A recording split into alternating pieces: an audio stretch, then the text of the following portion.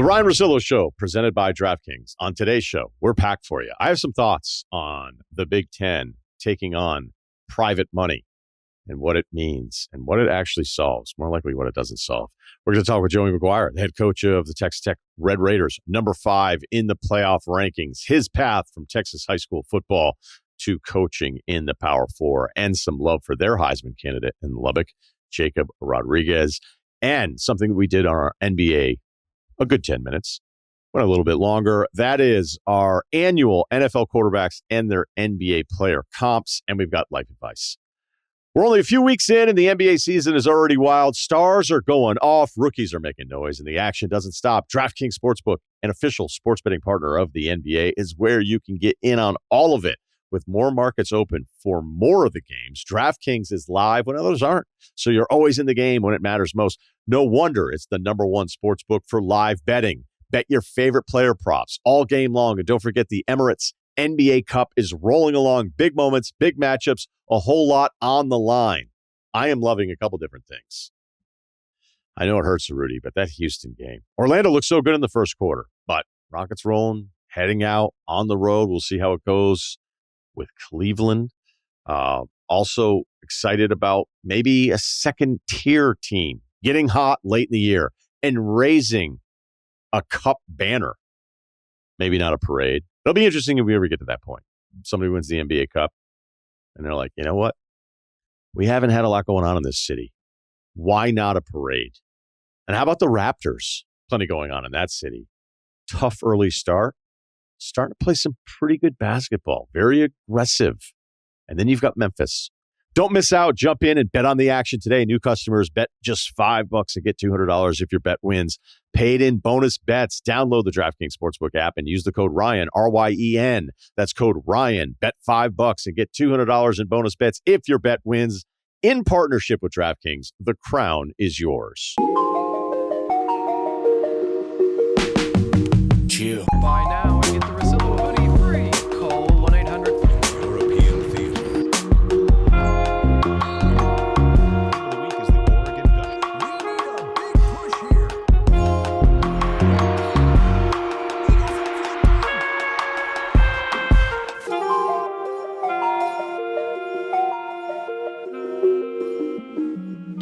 Normally, I'd want to talk about the college football rankings, but I'm not going to do that today. I'm more interested in something else going on with college football. A story out of the Big Ten, which I'm sure you've read about.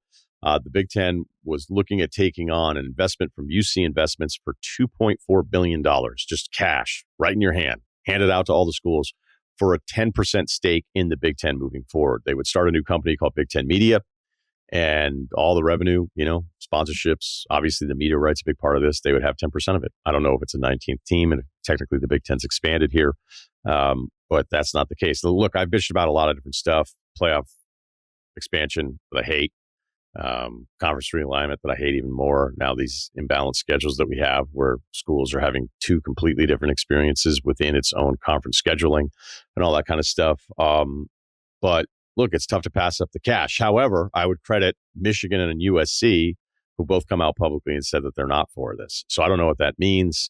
There was some stuff that was hinted that, the Big Ten said that, Michigan was accusing Petiti or somebody saying like, it was hinted that we would be punished or harmed for not being on board. UC Investment said something like, hey, everybody's going to get on the same page. So I don't know if this thing's necessarily going to fall apart or not. But I find it fascinating that it's even on the table. Is it me not understanding the deal? Is it me being outdated, not forward thinking? Or is it me being 100% right in my criticism of what is this actually going to solve? So the way it was going to be worked out is that it was a tiered structure on the payout for the schools. And it would be $190 million for Michigan, Ohio State, and Penn State, $155 million to USC and Oregon, $110 million for everybody else. I did think this was really funny. It was a tweet from Tony Paul, the Detroit News, covering this. And he had talked to somebody, a source from one of the everyone else schools, the $110 million schools, poor guys.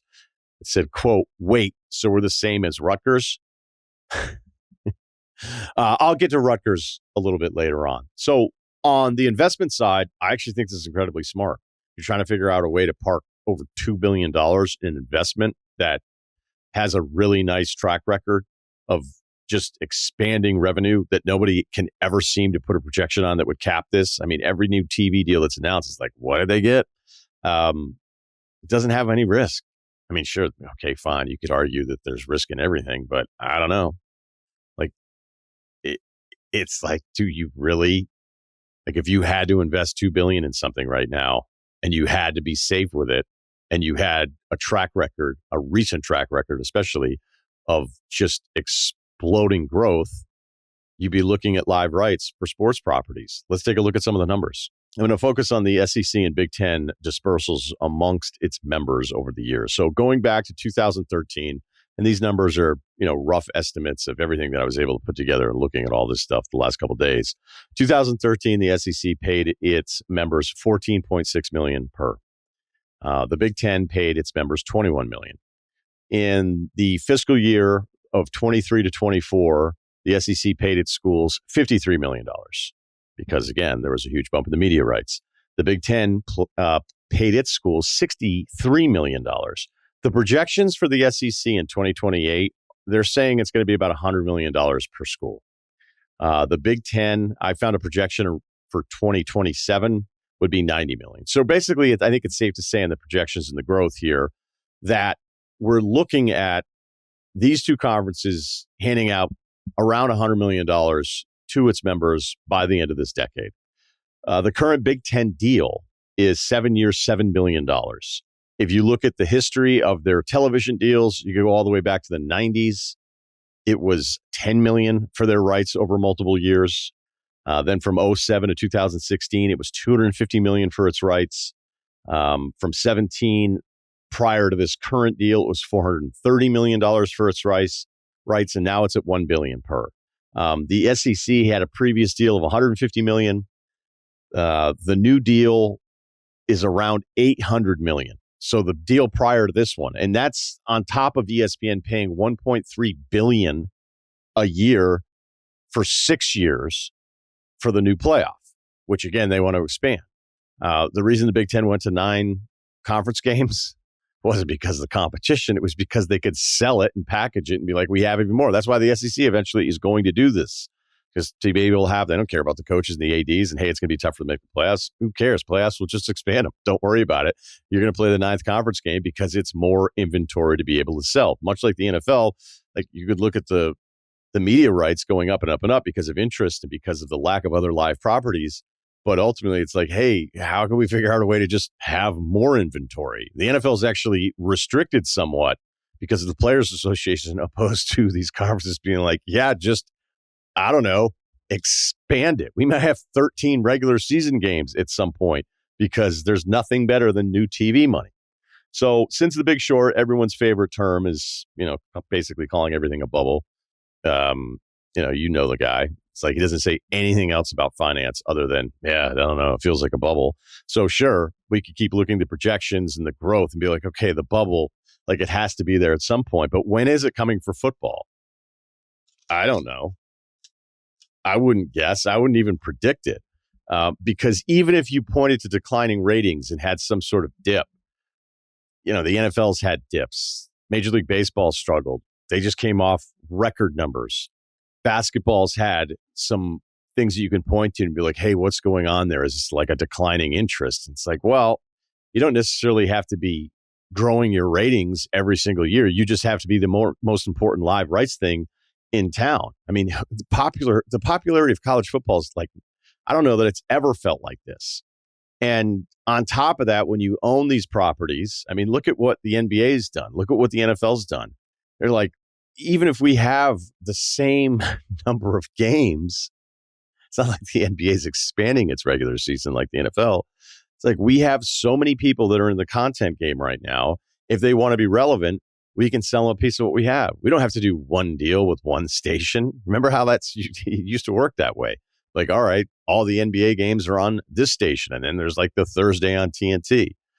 Now you can take the same number of games and just chop it up 6 or 7 different ways, have everybody in November struggle to figure out where their team is, and it doesn't really matter. You're going to make even more money because all of these streamers are like, we just need to get into the business, and you can see that with a lot of the major conference stuff. Like the Big Ten, from time to time, you're like, okay, where is this game again? I remember one time I was like, am I buying another app just to watch Oregon tonight? So the money, that bubble thing that everybody loves throwing around, good luck predicting when that's happening to live rights fees for football.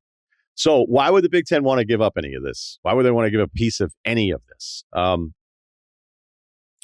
Well, look, I've read, there's nothing like cash in hand, right? But I've read about all the schools that are in debt, right? It's just so expensive now because you're paying the players and the coaches' salaries and just the administration costs and all these different things. Like, hey, it's just really expensive. So we need this just windfall here. We need this influx of cash at the ready. So this deal makes sense for us. Let me share my sympathy for the programs that are in debt because of cost. Fuck off. I hope that was clear.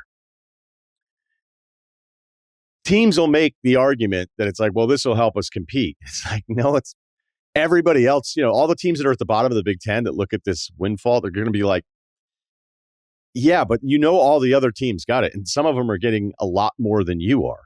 So you're still going to suck, most likely. Rutgers, Maryland, they move into the Big Ten. This isn't going to fix anything. You know, if you look at college football and the structure of how lucky the people running this have been, you had free labor for decades. All right. And then once the NCAA is like, we can't hold them off much longer, we'll let someone else pay them through the NIL. And then we had this recent thing passed where you can pay $20 million for your team. I'm not really sure how any of that works. Like, hey, are we under the cap? Like, we're going to figure out a way to go over the cap. And apparently that $20 million is for everybody. Good luck getting that if you're not a football coach at your D1 Power 4 school. But this isn't going to level the playing field for anyone in the Big Ten. And I don't have any sympathy whatsoever when you think about the structure of how this has gone forever. Like, you can't turn a profit because of your operating costs prior to the $20 million coming in. Like, that's going to be your excuse. And I don't know that people are necessarily blaming that because there's other things that I want to get to here. All right. Like, think about this. Head coaching buyouts. Here are some record numbers. Jimbo Fisher still has the number one spot, $77 million, leaving A&M. Brian Kelly, right behind him at number 2, leaving LSU just a couple weeks ago, $54 million. James Franklin, just let go this season, $49 million. Charlie Weiss still has the 6th largest buyout ever in college football history at $19 million, and that was in 2009. The top 5 are all within the last 5 years, but that doesn't come apparently from any of this money. Now, I've argued in the past, like, hey, when you're hitting up your boosters for all of this money, that has to leak into the next time you ask them for something. They're like, hey, we just cut massive checks for you to get rid of the guy that, again, we want to get rid of. But think of this, think of this absurd scenario here. These programs cry poor all the time because of operating costs. And yet, imagine if, like in professional sports, imagine if the Pistons had a club of boosters. We're like, guess what? This Monty Williams thing, it's not working out. And by the way, that last year with Monty Williams, I think is one of the worst single seasons I've ever seen from an NBA coach in 40 years of watching basketball. I don't know that I was locked in when I was like 10, but you get the point. So you're running the Pistons. You're like, this is really going to hurt us here, the bottom line, but we got to get this guy out of here. We owe him $65 million. Imagine if you got to go to like 7 or 8 rich guys in Detroit who love the Pistons and also think Monty Williams should go and be like, is there any way you can help us cover the cost of the $65 million that we're going to eat by firing him? That's what these programs have. I mean, it's one thing for the boosters to be helping with the NIL. They're helping, if not paying all of the buyout. And these programs are still like, you know what? We need to find a way to get more cash to get ourselves out of the red. Sure, the salaries keep going up. It's an arms race every single year. You have to have the updated practice facility that you're showing to recruits. Apparently, if this stuff is 5 years old, you're behind everybody else. But, you know, when you look at these projections and you say, you're likely going to be making double per team by 2030 than what you were making in, say, 2023 or 2024, like, why can't you fix this? Why do you need to do something like this? Because here's the hypothetical question I'd ask anybody that's in charge of these programs, right? In charge of an athletic department.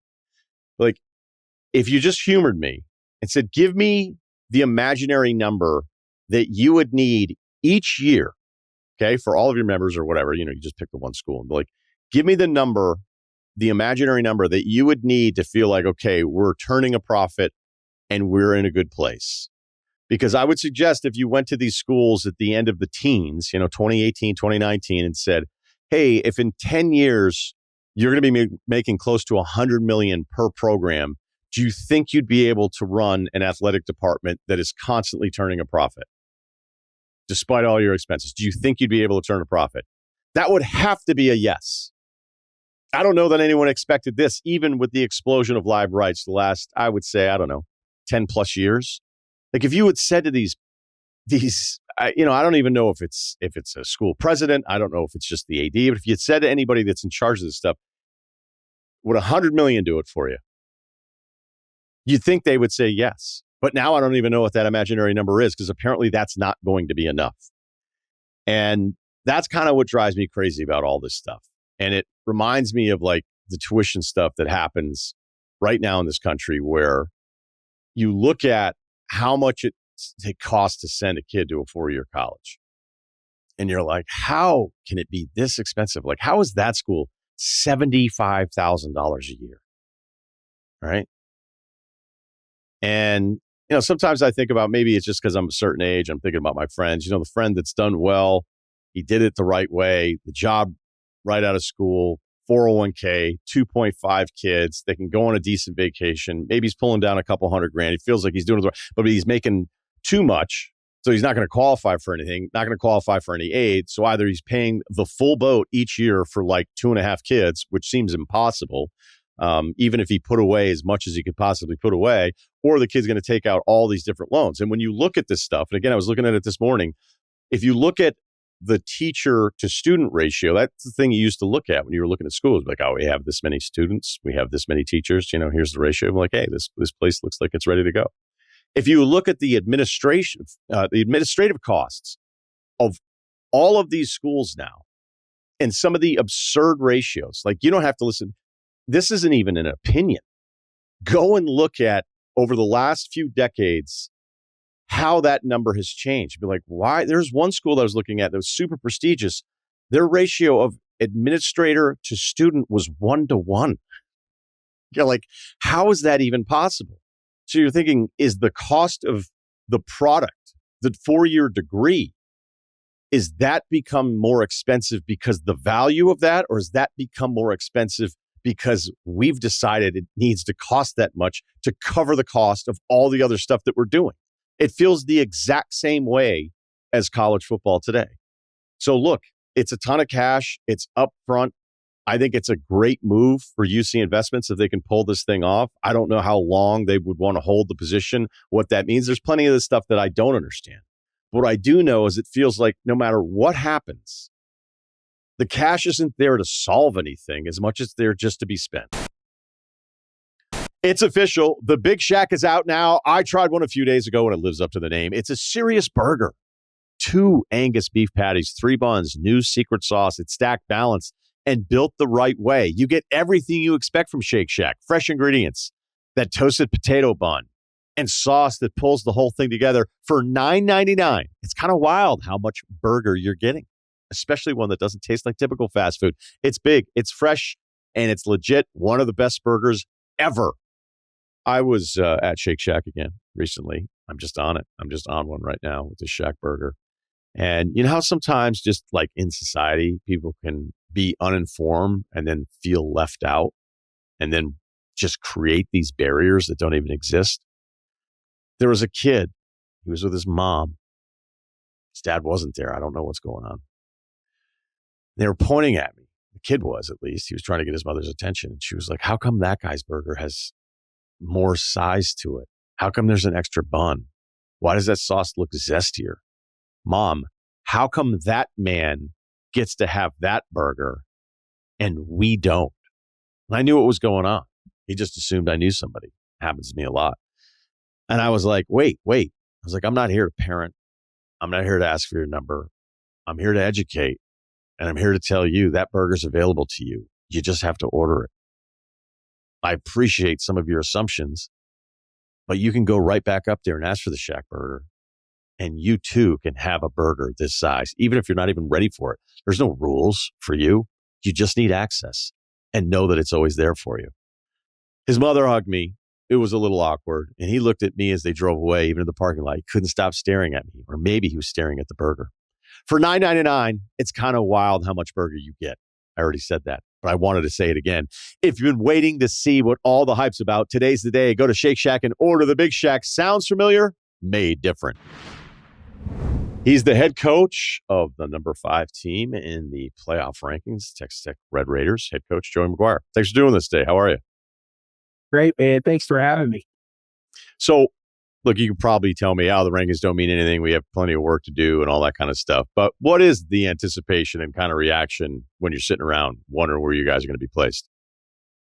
And I'm a little bit different, but I watched the show last night. I mean, I'm fired up about the rankings, I think it does mean something. I think it's something that we can use definitely going into next week. And I mean, we understand, like you said, that the job's not done yet. We've got a lot of stuff that we've got to do, but I think it's awesome. It's great for our brand. It's great for this team. I mean, they've worked their tail off to get to this point. And, we just got to keep it up. How do you manage, you go through your first few years as your 4th season there in Lubbock, and, this is a completely new level of success and building this and feeling like, all right, the work has been for a good reason. But now there's like a new responsibility that you have, and it's kind of managing a bunch of college kids to make sure they don't get too excited about where they're at now. How do you handle that? Yeah, I am fortunate. I have an old team with great leaders. And, it's kind of like when we played BYU and we won the game, I was one of the first guys in the locker room. And Jacob Rodriguez was in there, and I come up to him and give him a hug as guys are starting to come in. And I said, man, great game. And he said to me, Coach, it's awesome, but this wasn't our goal. Hey, our goal is to go 1-0, but it doesn't matter who we beat. It's all about what we had in front of us, and this just gets us closer to it. And so, like, when you have guys like that on your team, that's the way they're talking and living, and it's a lot easier to keep them motivated. This is a player-led team. I have some really, really strong leaders. And, they've done a great job of keeping these guys really focused. And I'll be shocked if we don't play one of our best games when we go to West Virginia, just because I know how hungry these guys are to get to Arlington. I want to talk about Jacob here while we have you. But before I go there, the BYU game was incredibly impressive. But I'm wondering if there was something in the Utah game, because we're all sitting around as college football fans, like, okay, I can't wait to see this game, right? Because the expectation of where you're at, the talent you have, but knowing that you're going up there, it's a tough place to play. Whittingham's going to have those guys like ready. And it was a messy game too in the beginning. It was one of those games that was kind of like, what's happening here? What did you learn about your team in that spot? Just, it was a messy game. We had 8 pre-snap penalties in that game. That was the loudest atmosphere, I've been a part of. I'd done some research, and the people that gave me their opinions, they were absolutely wrong from the standpoint that we didn't need a silent camp, so we didn't use it as much.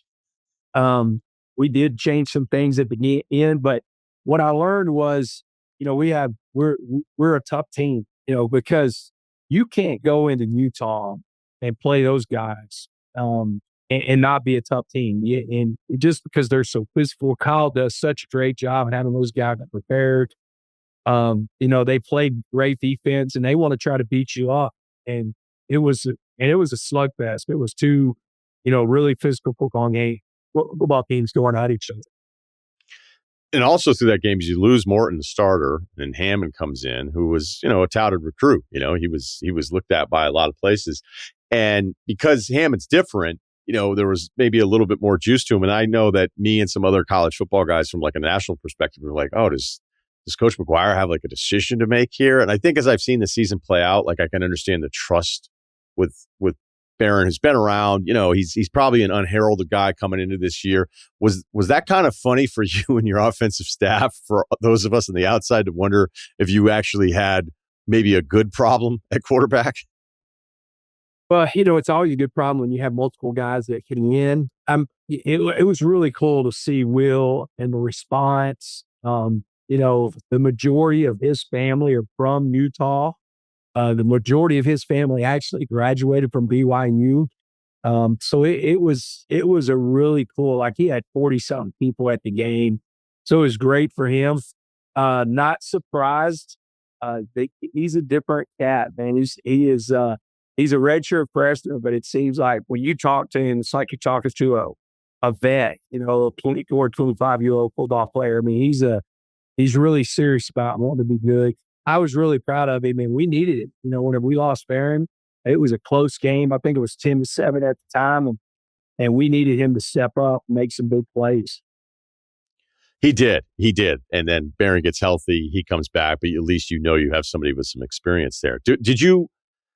Did you learn more about the team in the BYU game because it's further along in the season? Now it feels like, hey, maybe the pressure's mounting here a little bit. Obviously, it was great for Lubbock to get to show off for a little bit with all the eyes, game day rolling in and the broadcast and the whole thing. I'm just wondering how those two teams were different, or those two games were different for you. Yeah, I would say Utah winning that game, I was like, okay, we're for real. Like we got a team that can match. BYU, what I saw was, okay, we're a vet team that can handle pressure, a big game, all the pageantry that's going on. And you got to understand, man, our fans started camping out on Sunday. And by the time it got to Friday, there were over 2,000 people in Raiderville, is what they call it. And there was there was hundreds of tents and thousands of people that were camped out, and they camped out right like we connect our football facility and our stadium connect. So it was right outside the football offices. And so every day the players came out, here's all these students, and they're seeing all this. So they see this huge build up to this game. And so how our guys handled that game, I thought was so impressive, because they came out fast and they played really, really well. I spent the weekend in Lubbock. I was there in 2008 for the upset against Texas. It's always going to be a special place for me as far as all my college football travels, because it is so different. And, you're as Texas as it gets, looking at your career and everything. And so, what is it about Lubbock that you understand better than others? Because I don't know that I can describe it as well. I'll just tell people like, hey, it's not Dallas, not Houston, it's not Austin. It's different. Obviously, there's a ton of pride with it, but then you're also, hoping to sell people on Lubbock when you're talking to recruits. So what's the Lubbock pitch when you're talking to somebody thinking about playing for you? Well, it's a true college town, and one of those three cities that you've named used to be a college town. It's not anymore because it's, grown so much with Austin. But, like Lubbock Tech is in the center of the town, and everything's built around this university. Everywhere you go. You go I'm from the majority of my career, and I graduated from Crowell, which is South Fort Worth. I mean, you go anywhere in Dallas Fort Worth, you're going to see every logo known to man in every pro sport and every college sport. You do the same thing in Houston. You come to Lubbock, man, you're wearing another logo besides Texas Tech, and in town, somebody's going to say something to you. Like there's double T's everywhere you go. Where we have taken this to a next level is we feel like we have the best facility in the country. We opened up a $250 million facility with the Wamba Football Center and the South End Zone. So you're walking into a place that is as good, if not the best in the country. And then, of course, the world that we live in now in 2025, money, the revenue sharing, we're doing that at the highest level. And so the selling point is like, man, you get to come play in a true college town where the fan base is absolutely passionate about this university. we're going to play in front of sellouts every single, I mean, like every game this year, but my first year was the only year that there was a game that we didn't call a sellout. Every other year that we've been here, 2, 3, or 4, we've sold out every game. So there's a lot of places that we're recruiting against that, man, I could show half empty stadiums to where, man, this place is rocking. And so we sell that. And then that was a great place, man. It's kind of 300,000 plus people. It's growing like crazy. The food's absolutely incredible out here. Like there's some hole in the wall places that you can get the best and the best, whatever that is that they have. And I think that's important now. Like I think it's important that you're not in a metroplex or you're not in a huge city that other things are important. Texas Tech and our teams are extremely important to Lubbock. This offseason, everyone talked about the portal, okay? And whether it was you or LSU, I would see like 1 or 2, depending on which outlet was reporting like the most talent coming in. And, you were building this thing up, and now in year 4, I'm just giving you a perspective from the outside, but it also felt like, okay, it seems like the people behind Tech have decided we're going for it this year. We're loading up. We're investing in this. Obviously, I'm talking about money on top of everything else. So can you give us more perspective into what felt like, a reset feels wrong, Coach, but it seems as if the priorities were ramped up leading up to building this roster for 25. So what happened? Yeah, I mean, I kind of look at it as Texas Hold'em, man. We pushed our chips all in, from the building of the facilities to the NIL to the revenue sharing. And what happened was you have a incredible donor, and he's also the chairman of our board of regents. That's, one, thinks outside the box, but 2, I think was ahead of a lot of the curve of a year. It's been over a year, but in July, not this year, but last July, his thought was you're fixed to have 2 worlds collide. You're going to have NIL collide with revenue sharing. And so there's going to be a bigger pot of money if you can go out and raise that money in NIL and, now the revenue share collides. And he said, we're going to be extremely aggressive in that world. And he challenged us, coaching staff, my personnel staff, my GM. Hey, whenever this happens, let's be ready. And so when the portal opened up, I felt like, I had a great evaluation and a great plan to get Romello Height and Lee Hunter, and Reggie Virgil and, Cole Wisniewski, on and on and on. And then, you've got a David Bailey sitting out there during spring training that we couldn't pass up. So you added some pieces, but then you also got Baron Morton to stay, and you got Jacob Rodriguez to stay, who could have come out last year than a late round draft pick. And so I just say you had a guy, Cody Campbell, with a plan, and we ran with it, and he had our backs. And that's one thing, man. It's another thing with me. I'm just trying to make Cody and John Sellers, Mike Wallace, Dusty Wobble, Gary Peterson, all the great Raiders that got behind this roster. I'm just trying to make them right. Like, I'm just trying to say, hey, look, money well spent. Yeah, because that's the challenge in this. One of the things that I would talk with different staffs about with the NIL is like, okay, well, now everybody feels like you're going to get involved. And then I'm thinking, okay, but then how many people are doing it because it's almost like a new money deal where it's like, oh, well, now we can do it this way. So let's go. Like, who can we go and get? And then you're almost in a hurry to just complete the transaction that sometimes the evaluation isn't right, or you don't have enough access to the kid to understand, like, is he about the money and commitment to the team, or is he just about the money? And then we're bringing in the wrong guys. So it feels like you deserve a lot of credit. I know Cody's name has been out there because he's obviously a very front-facing guy in all this stuff, but it seems like you've done an incredible job of like, all right, we're ramping this up, but we're ramping it up for the right people, which I think is really challenging today in college football. Yeah, that's the key, man. You've got to, it has to, it's going to happen fast. I mean, it's speed dating. You just got to try to be able to ask the right questions, and they try to find people that you can connect to. I mean, like a perfect story. Mac Brown is a very good friend of mine. I've had 4 players play for Mac at University of Texas. And Howard Sampson, whenever Mac was no longer coaching at North Carolina, Howard Sampson got in the transfer portal. Howard's our starting left tackle, and he's a Texas kid, and we got involved in recruiting him. Well, whenever he was on his visit, I knew how much he loved Coach Brown. So I FaceTime Coach Brown and said, "Hey, I need your help. We should hand you a phone to the Howard Sampson, and I need him to be a Red Raider." And so I handed the phone to Howard, and Mac did what Mac does. I mean, Mac's the best whenever it comes to that in relationships. And he told him, I wished I could do a good Mac Brown Boars, but he told him, he said, "Hey, you need to go to Texas Tech."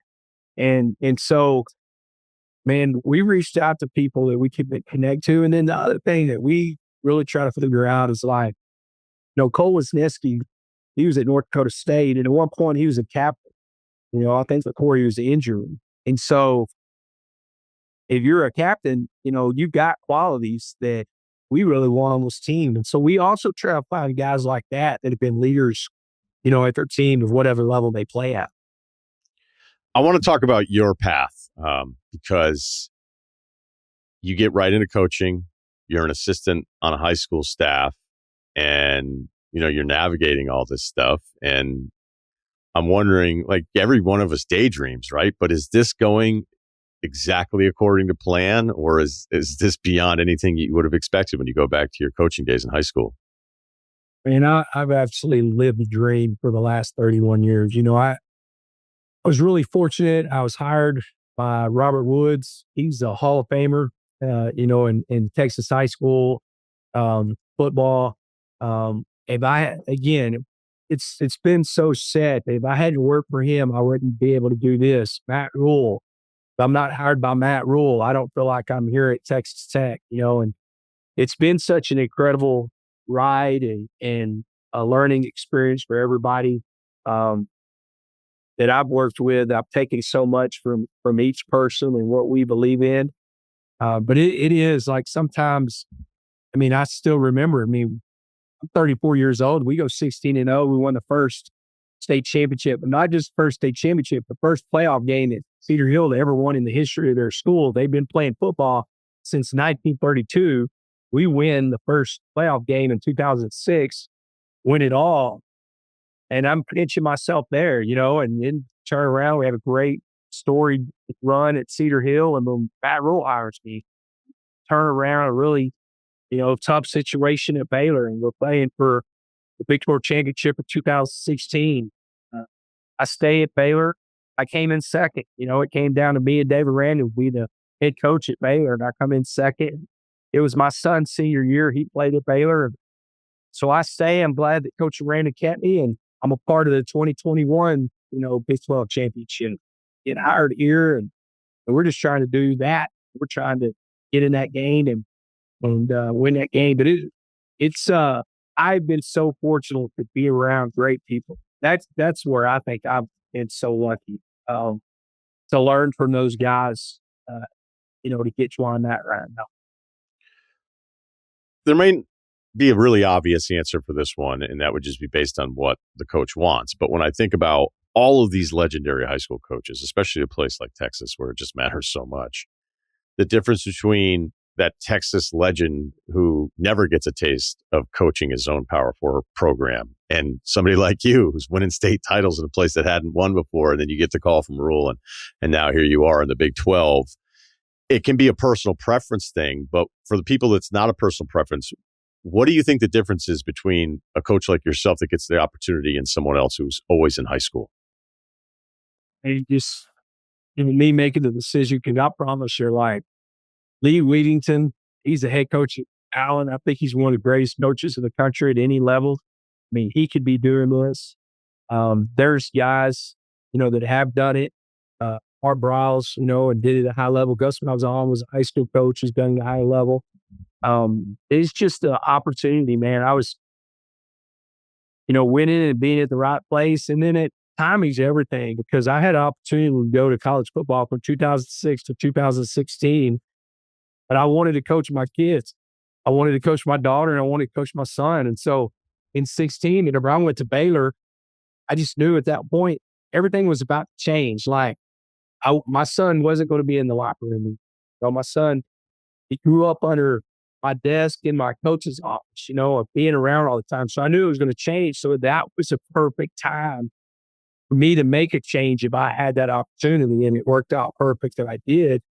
And then, and just, you know, working your tail off and sticking with what you believe in, I think good things can happen. And I've been really fortunate that good things are happening. And I'm at a place like I always tell everybody, man, I'm at Greece, like you haven't heard my name in any other jobs. The reason you haven't is because I tell my people that it's funny. My 13-year-old self laughs every time I say this.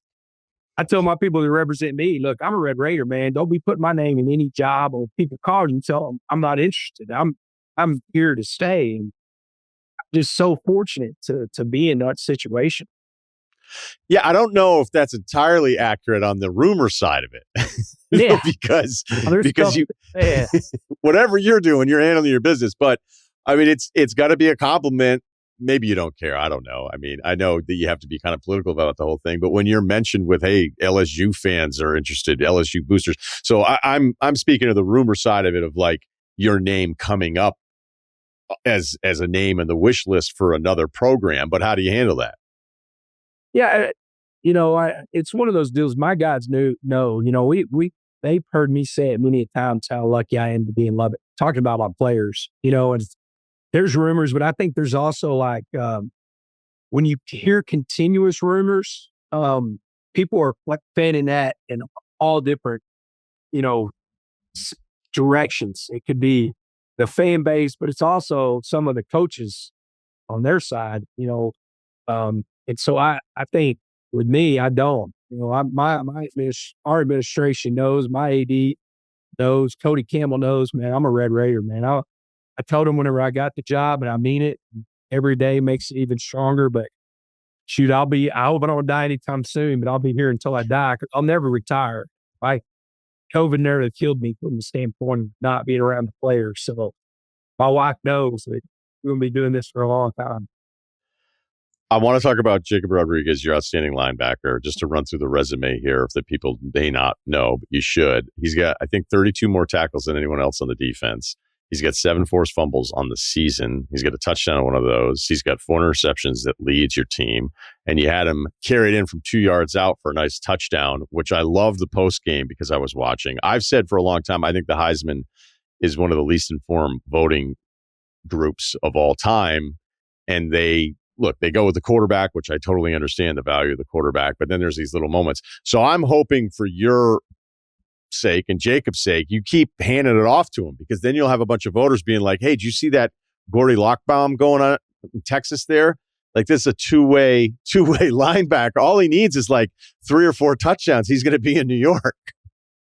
Yeah, that was planned, and he, he played quarterback in high school. And so it's not like he had to tell him before. And, my deal, like last year, Travis Hunter should have won it. Nobody else should have even been in the conversation. I know we're running back at Boise State and have a lot of respect for him, but I always look at like who's done what they are doing.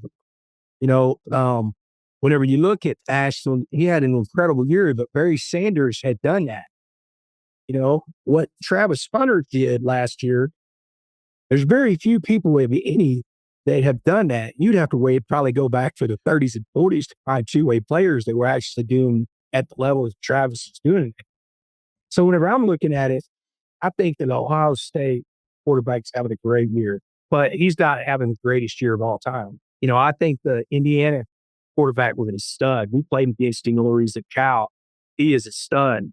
But again, he's not putting up numbers that haven't been put up before. And so whenever you're talking about people like that, you're talking about the best player in college football, then I think you got to turn and look at Lyle. Is somebody doing something that other people haven't done before? Jacob Rodriguez, the amount of turnovers that he's creating more turnovers than the majority of teams in college football just by himself, not their entire defense. he's doing something that hadn't been done. We got to at least acknowledge it. Like, if you don't win the Heisman, he should at least be in New York and acknowledge that you're doing something in college football that hasn't been done before, or very few people in the history of football have done. And that's my point. I think it's a great story, man. The dude he was a scholarship quarterback at Virginia who, whenever Bronco Mendenhall left, he decided to leave Virginia. So he walks on at Texas Tech. I didn't have a scholarship. And I told him, J-Rod, I don't want you at quarterback. If you want to come to Tech, you got to play linebacker. And so he walks on to play linebacker. He sleeps on his brother's floor for a semester and he's taking out a loan to pay for his school. I did tell him, I said, as soon as I have a scholarship, you're in. This was NIL is like we know it. And then sure enough, I had a scholarship in the summer. He gets the scholarship. We start the Matador Club. So he's, gets our collective starts doing that. And so, it's just such a great story. And he did it last year too, man. He was a stud last year. And so it's not like this dude just has come on the scene. So I think it's important whenever you're looking at college football, let's take our hat off to people that are doing something that hadn't been done before. One of my favorite plays from him this season, too, is in the BYU game where the ball, everybody thought it was a pass. He was like the only guy around the ball that knew it was a fumble. And I'm like, that is him. That is him. And he's just locked in the entire time. Because he was a quarterback, was he bad? Or was he too big? No, he wasn't bad. Well, I didn't think you were going to say bad. I mean, he was good enough to go to Virginia. He was clearly right. Go ahead. I interrupted you. When we were at Baylor, he was playing quarterback, and you would see him do some different stuff. They playing like a little bit of safety, a little this, a little that. Body type, man. He looks like a linebacker. He was playing quarterback like a linebacker. And so we talked to him about, playing defense whenever I was at Baylor, and he was just set on playing quarterback. And my room, I mean, you couldn't even discuss it I wanted him on the team. I knew how good of a player he was. And at that time, we had Tyler Shuck, we had Donovan Smith, and we had Barry Morky in that room. And so you had three quarterbacks that were already playing. So it was like, Jacob, I want you, man. He's a West Texas kid. He's from Wichita Falls. And so, that's how we got him. And I knew, that he was going to be special. I didn't know he was going to do this by knocking the ball out, the way he knocks the ball out. I knew he was going to be a big football player. I wouldn't normally advise this because I think the non-quarterbacks that are allowed to throw a pass, it's the worst play in college football because the kids get too excited. They want to they don't care about double coverage. They don't care about angle. They're like, I'm getting this pass off. And so I don't know that I would ever do it if I were a play caller in college. I'd be like, hey, I know it worked in practice. I just don't trust you in that moment. That might be the difference here. You could trust him with the background. So we get him the rushing touchdown. You get him throwing touchdown, maybe some Philly special for him. And then he ends up in New York. And they won't pay attention to the tackles or the forced fumbles, but they'll see this just offensive display if you guys have a spot to be able to do it.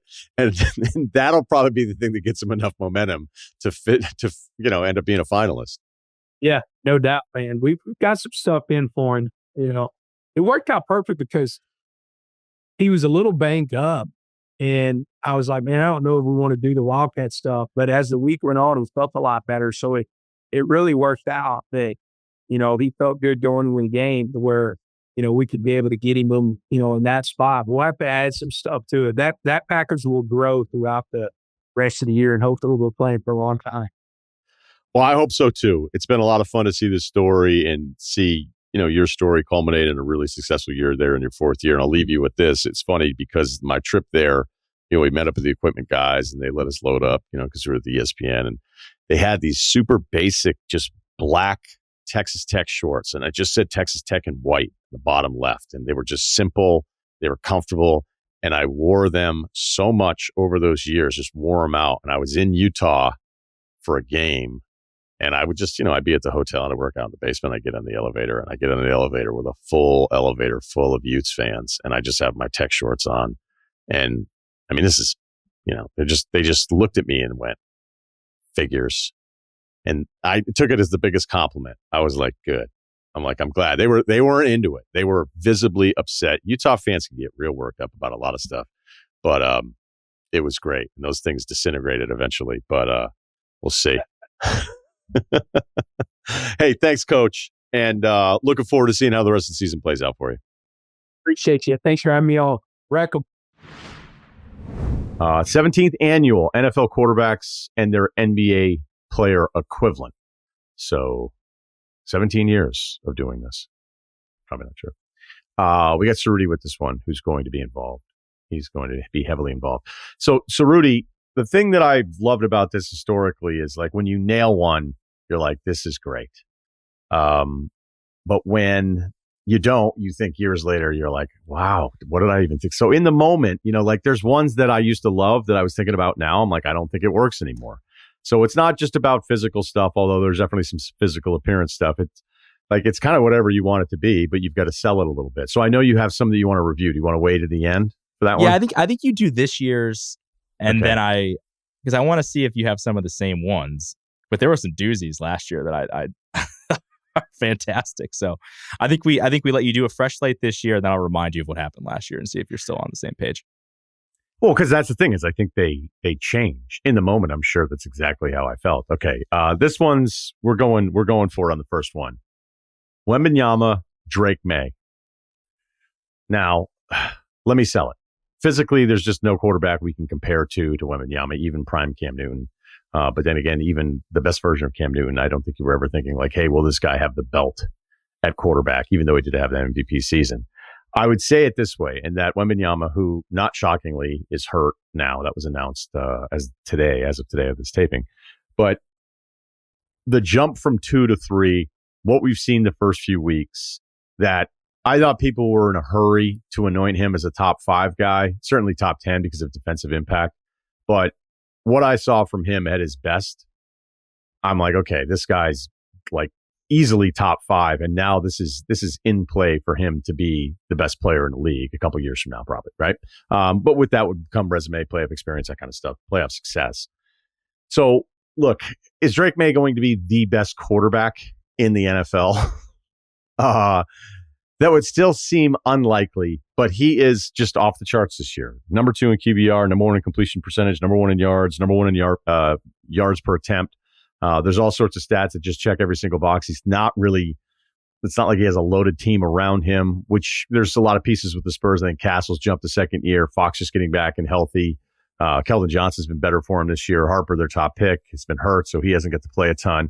So it's not like Wemby's playing with like 2 Hall of Famers, though, with this. And May's roster, I would say the Pats is probably the bottom 16 as opposed to top 16 for the most talented roster. So really this is about how soon they are part of a conversation that certainly in May's case, none of us thought this was going to be happening in his second year.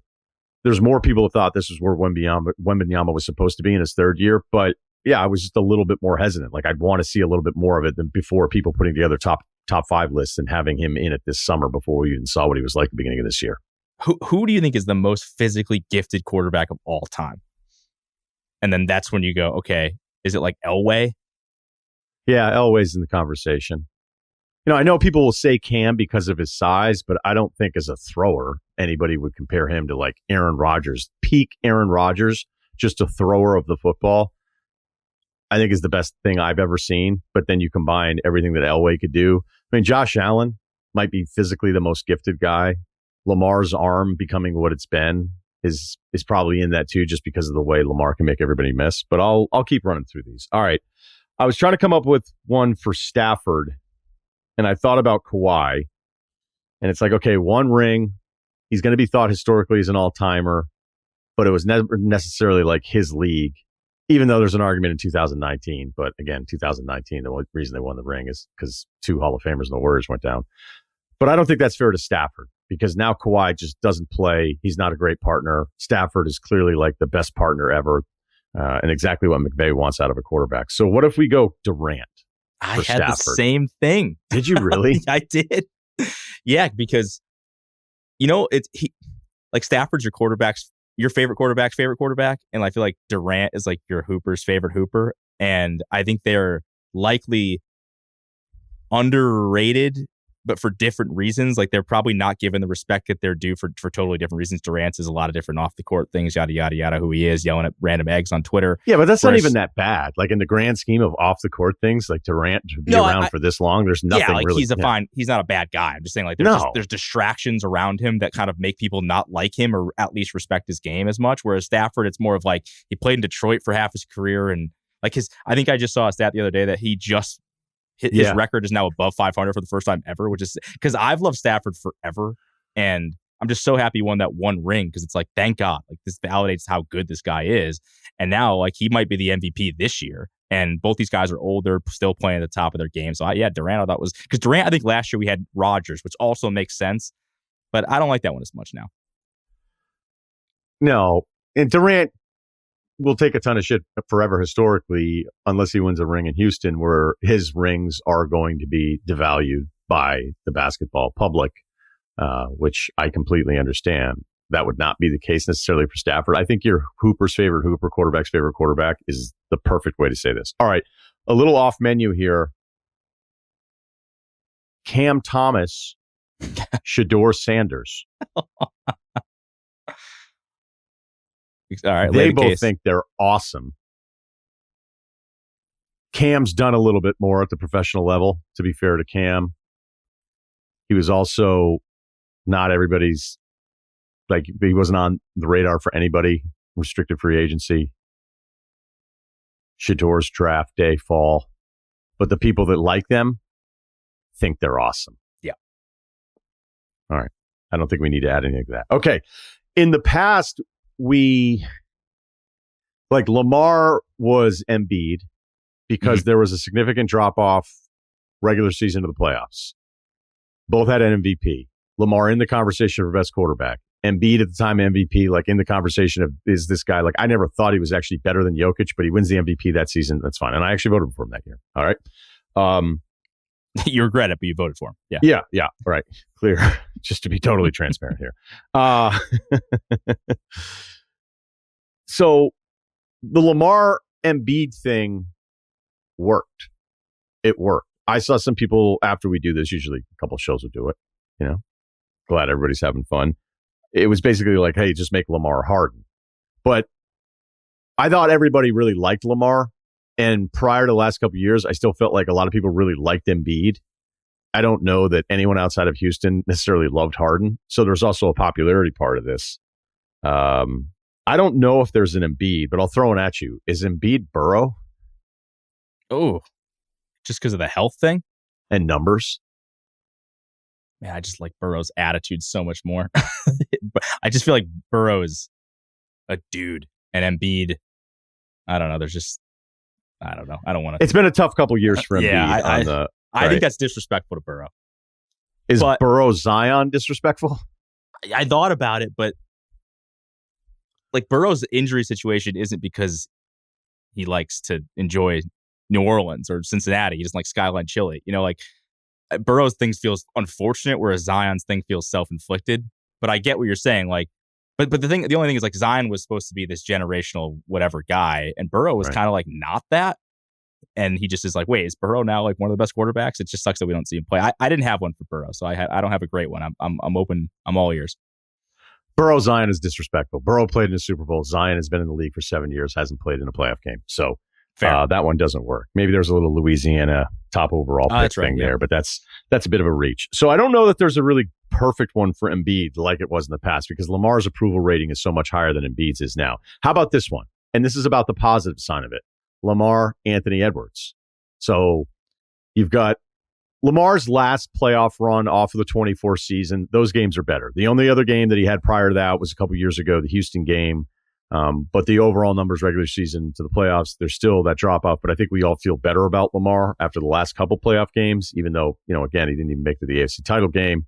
And you could say in the 24 finals run, Western Conference finals, I should say, there are a couple moments there, but he's as much fun to watch as anyone in the league. I think, there's just kids everywhere in every single market for both leagues where Ant or Lamar are their favorite players. And I think from a positive standpoint of the personality, of how much fun it is, and still being short of that ultimate moment where Lamar as a quarterback is going to get more shit. But like Ant, if he doesn't get out of the West here in a couple of years, is going to be the exact same thing. So I think if we focus at least on the positive and then maybe the potential negative, that makes more sense than what we've done with Lamar in the past. I like it. Both like kind of for the culture dudes, like keep it real. Both of them are, I think themselves, which is refreshing. That's why we like them. They're not afraid to be who they are. They're confident. Lamar, you feel like you know exactly who they are. Yeah. Yeah. Right. And I think that's why people like them. So I'll take that. I think that's better for Lamar because now the Lamar Embiid thing feels just anyone you compare to Embiid is going to be disrespectful. I feel like so. Josh Allen, Luka. I thought about it, but just totally different types of athletes. Like Luka is just kind of a fat European. Oh, he's not fat anymore, I guess. So I can't say that. Yeah, but he's take it easy. Traditionally a fat European guy who just is like, incredibly skillful. Whereas Josh is just Chunky. 99. If he creates a quarterback, you create in Madden. Basically, that's unfair. Allen, now when they're in the goal line, it's like, hey, you're just going to run it every time because he it's never gets hurt. Unstoppable. Yeah. And Luka is just once he's inside the paint, it's like, well, which way is he going to score? Or am I going to foul him? Or is he going to kick it out to the corner for a wide open three? It's like once he's here, it's sort of over.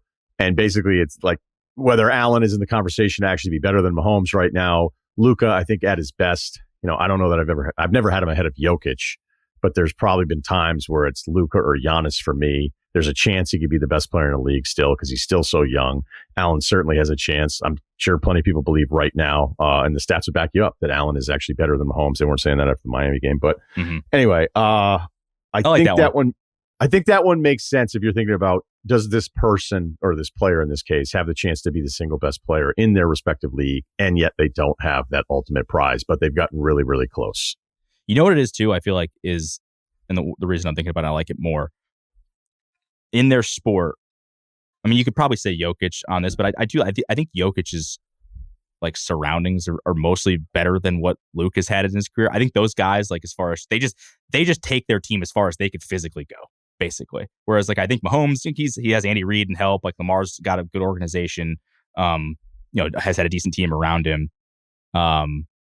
I think they're like SGA, Jokic, Giannis. I think they've had like good things around them. Whereas I think those two guys, it's kind of all on them all the time.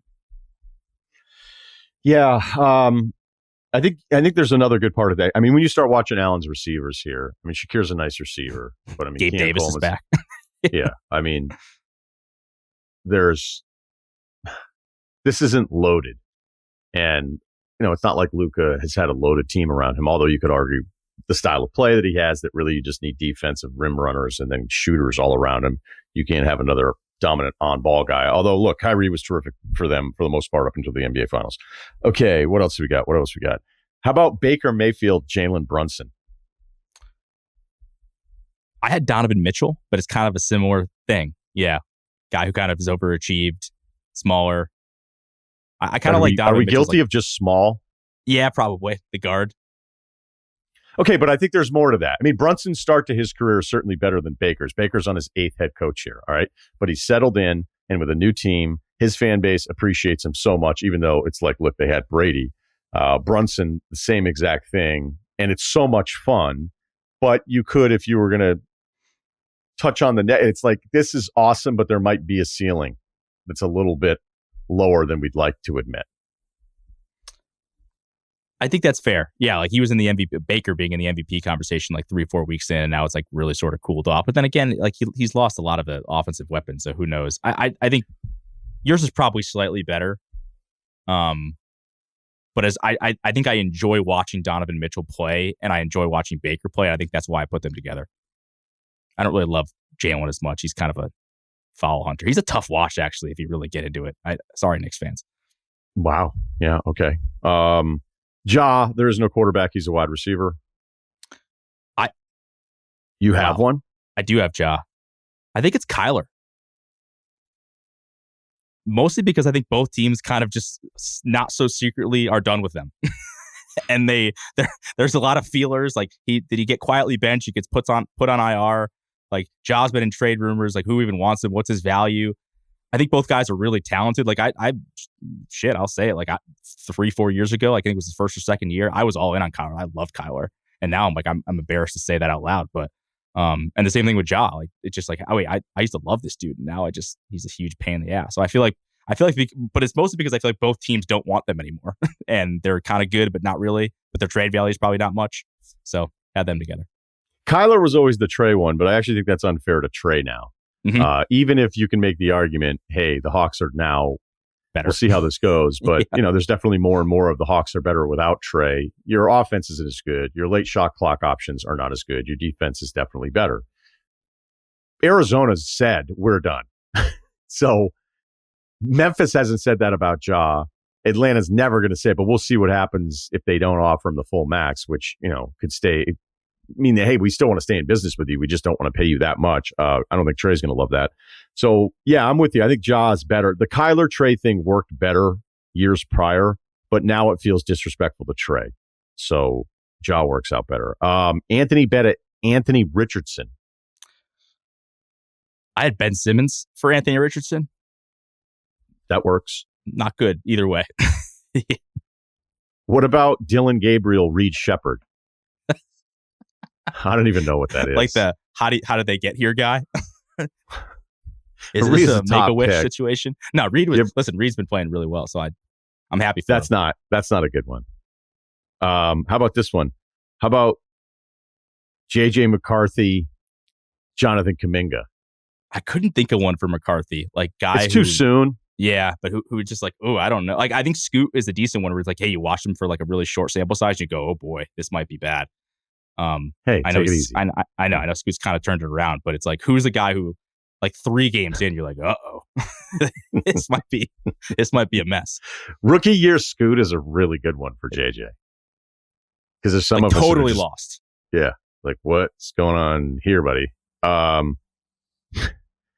Andy Dalton, Joel Ingles, that one's the easiest one. Okay. So what did you have for Mitchell again? I had Baker. Okay. What about Mitchell Dak? I've kind of been on this thing that I think Dak is Tatum, but the Celtics title kind of ruined that. Because I think they're both good, but I also think they're just a step below. I actually think Dak is really good. All the people that bash Dak, I think he's a really good quarterback. I just don't think he's like been at awesome that this year. Yeah, I just don't think he's at that upper echelon. And I think Tatum's kind of the same way, like really, really good. But I don't think he's like in the, he's not in the Luka, he's not in the Giannis, he's not in the SGA, he's not in the Jokic category. I think that's kind of where Dak is. Dak's like a top 5 to 10 quarterback, but I don't think he'll ever be in that top tier.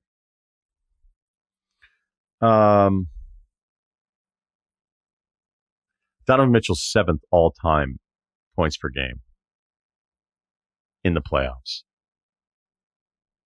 Dak doesn't have a number like that, but it also feels a little bit like, man, these guys are awesome. Man, they put up a ton of stats, but Mitchell hasn't had any kind of sniff of any of the playoff success. Dak takes way more shit than Donovan Mitchell does, but that has probably as much to do with him being on the Cowboys as literally anything. That's why the Tatum pre-title thing worked, because like they both took a lot of shit, but now it doesn't really work.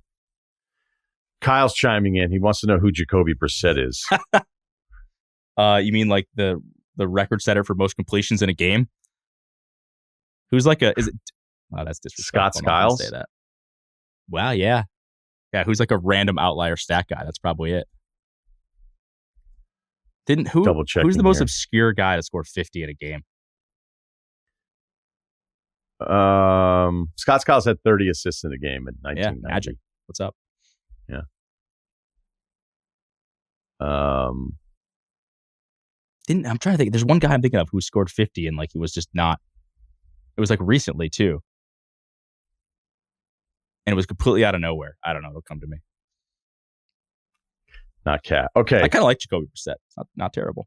I got one for you I'm not sure about again. How about Paolo Jaden Daniels? I had Paulo. What do you got? CJ Stroud.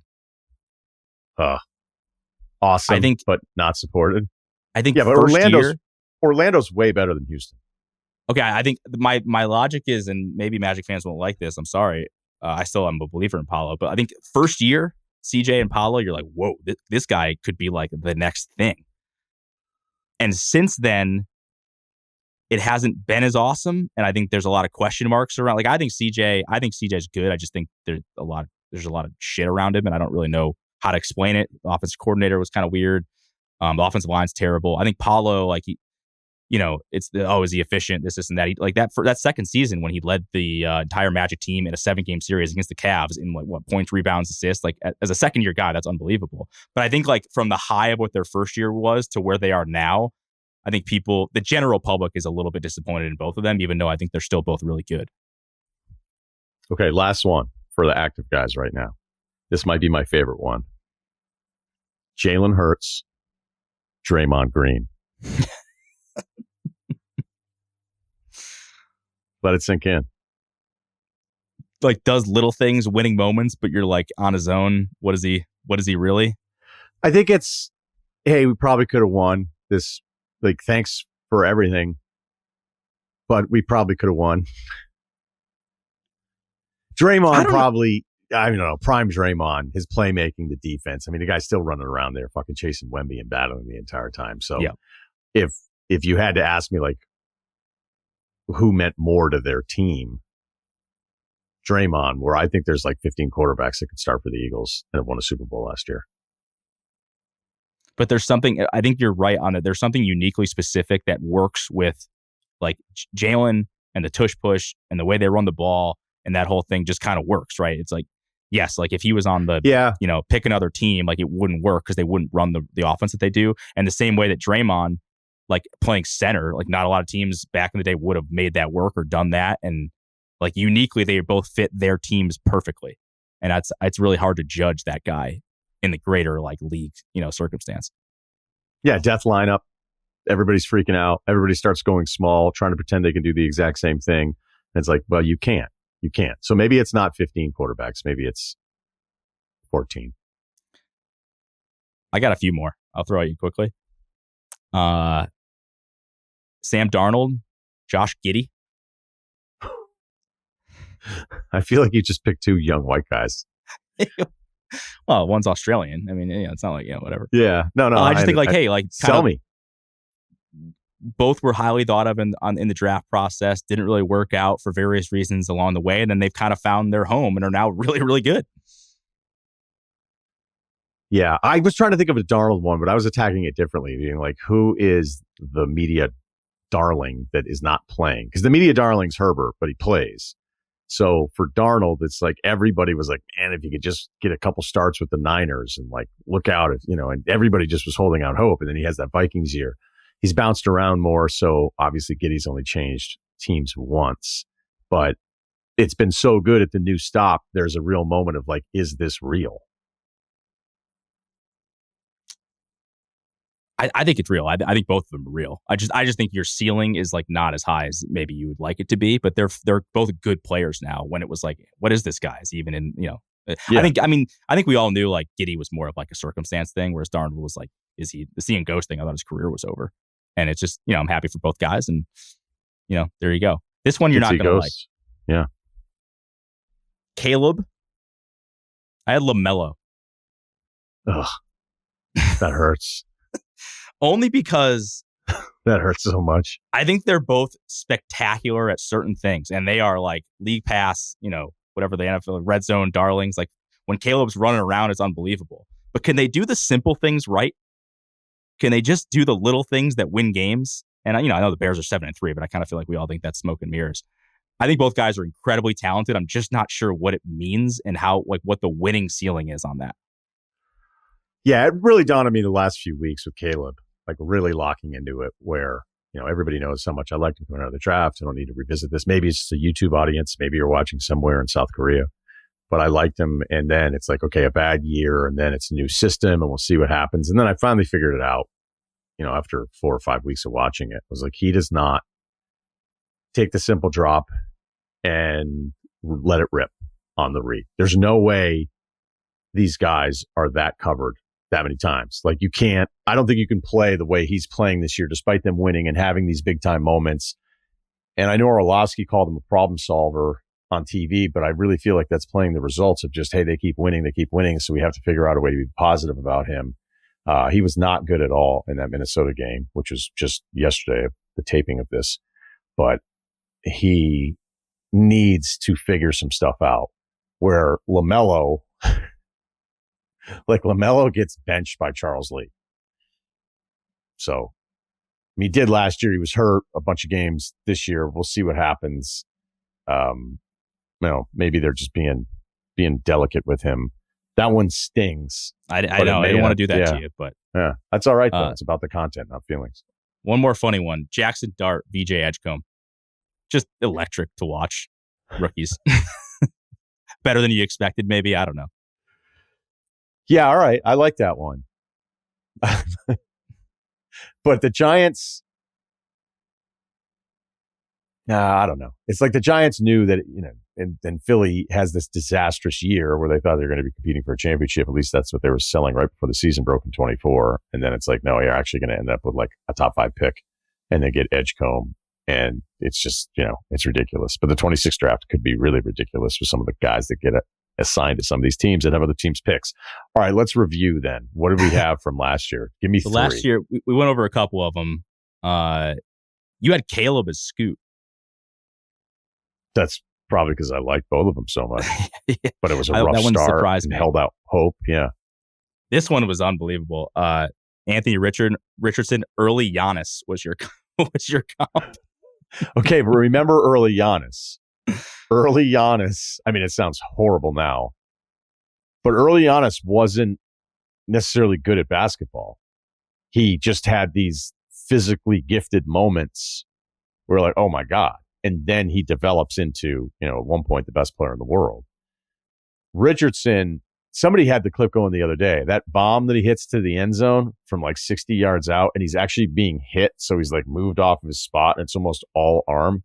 I do think he completed 9 passes in that game. Yep. Oh, yeah. Yeah. So he sucked in the game, but he has this absurd highlight. And that's what I always remember about early Giannis is that everybody freak out about the highlights. But if you've watched the game, I know he should have been lost. I mean, he hadn't played much high-level basketball at all. He was just a completely gifted guy who then grew like 4 inches and added, 60 pounds of muscle. So, early Giannis, do not confuse early Giannis with current Giannis or the last 6 years of Giannis. A couple more funny ones. Speaking of Colts quarterbacks, you had Daniel Jones as Jordan Poole. Just, I guess, Does a it disaster. still work? I don't think so. I think both guys have kind of, there's kind of been a reclamation project for both guys, I think. Yeah, a little bit, You had this. See, this is why I think my Stroud Paulo one makes sense, because last year you had Stroud as Ant. That's high praise. I think Stroud Paulo is great. But again, Houston's defense is terrific, but whatever's happening to them on offense, just kind of the entire team not being in it. Orlando should not be as bad as they've been to start the season. There's no way this is a below 500 team. They should have 46 wins at least. So when you look at their best 5 out there at the same time, you're just like, there's no way this team is bad. Houston does not have that version in the NFL, despite the great defensive numbers that they have so far. This might be the one that changed the most. And I couldn't think of a good Trevor Lawrence one this year. But you had Cade last year, which I think kind of made sense. But those guys have gone in polar opposite directions, like polar opposite. Yeah, but always held out hope. It was probably about holding out hope after. Okay, but then Cade has that year that he had last year, what he's done at the start of this year. Like, I love Cade.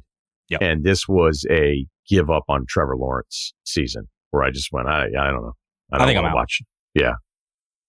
They were great on Sunday, but he's just not as good as we wanted him to be. And I don't know why that's going to change now, although the new thing, something that just didn't happen in the league for like 20 plus years, because I've talked about it, because I would go look at like the first round quarterbacks and then who ended up going to a new team and then actually winning a playoff game. Not Stafford because he was traded, but somebody who was basically cut. And it's like, okay, on to the next team. And now we've had it happen a bunch where these guys on these next stops that are former first rounders, like it's different than what the history was prior to it. Basketball, there's not like some guy that can't make a shot, scores 7 a game, and then all of a sudden is like scoring 27 a game. It just doesn't really happen. That's why it's hard to find guys like I was trying to find somebody for Bo Nix. Don't know. Like a guy who just wins in basketball, but we don't think is that good. That doesn't really ever happen. That's harsh on Bo Nix. I actually like Bo Nix more than you do, but yeah, have fun. And then actually, I forgot this one. The best one from last year. You had Josh Allen as Caitlin Clark.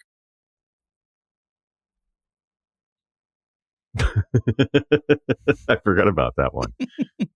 for various reasons. Yeah. Actually, that one's still perfect. Yeah. That one still checks out. All right, that'll do it for Ceruti and I. Our 17th annual NFL Quarterbacks as NBA Players. Feel free to use it with your friends. Please subscribe to the YouTube page. Comment below. Leave us some comments. Shout it out.